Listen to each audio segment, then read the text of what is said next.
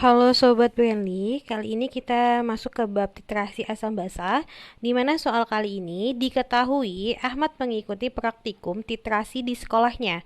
Ia melakukan titrasi 25 mili asam klorida 0,5 molaritas dengan larutan natrium hidroksida 0,25 molaritas menggunakan indikator PP. Titrasi dihentikan ketika larutan berubah warna dari tidak berwarna menjadi merah muda secara tiba-tiba. Yang ditanya adalah alasan yang paling tepat yang terjadi atas terjadinya perubahan warna pada saat titrasi. Jadi begini ya. Jadi praktikumnya itu saya jelasin ulang.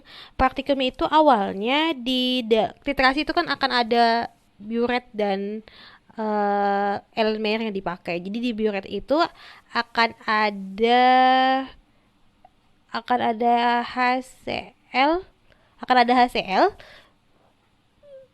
akan ada HCl di bawahnya. Nanti kita akan netralkan. Nah, proses penetralan itu terjadi antara asam plus basa. Nah, ketika kita menggunakan indikator, itu akan terjadi perubahan warna dengan trayek pH tertentu gitu. Misal sih langsung aja ya. Indikator PP, indikator PP itu adalah phenolphthalein. Di mana trayek pH yang bisa dia tentukan itu antara 8,2 hingga 10. Berarti tinggi ya.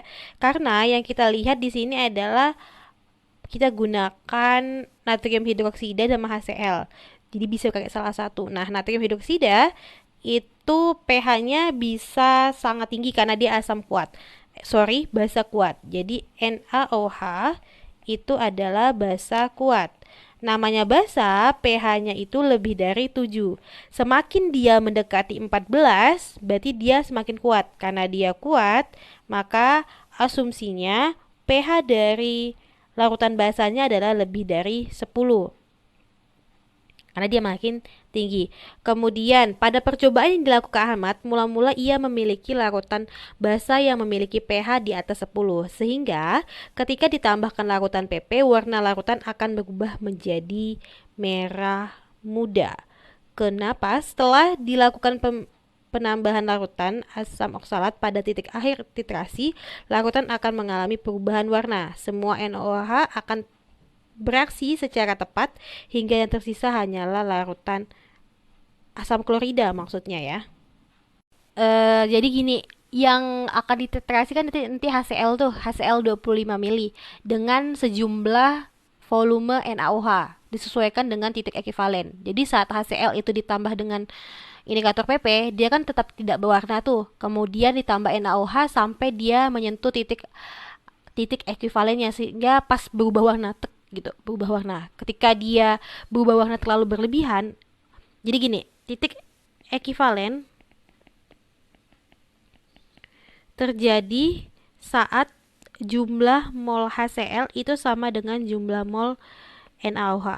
Nah, ketika dia berubah warna, pas dari tidak berwarna menjadi berubah warna, maka dia dia itu artinya sudah mencapai. Jadi kapan terjadi titik ekivalen, Kak? Saat berubah warna.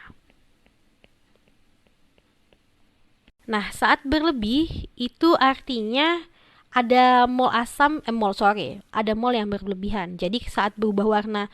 Jadi gini, sebenarnya pas sama dengan itu tuh tidak ada warna yang pasti yang bisa kita tentukan. Tapi saat titik akhir ekivalen, titik akhir titrasi namanya. Titrasi dia akan berubah warna. Kenapa berubah warna? Maka ada yang molnya tuh berlebih. Jadi dalam kasus ini, kenapa dia berubah warna? Itu alasan yang paling tepat adalah mol asam klorida lebih banyak dibandingkan mol NaOH. Itu penyebab dari perubahan warna. Kalau kalian bisa lihat optionnya, maka jawaban optionnya adalah A. Semoga mudah dipahami. Selamat belajar Sobat Brainly, salam edukasi.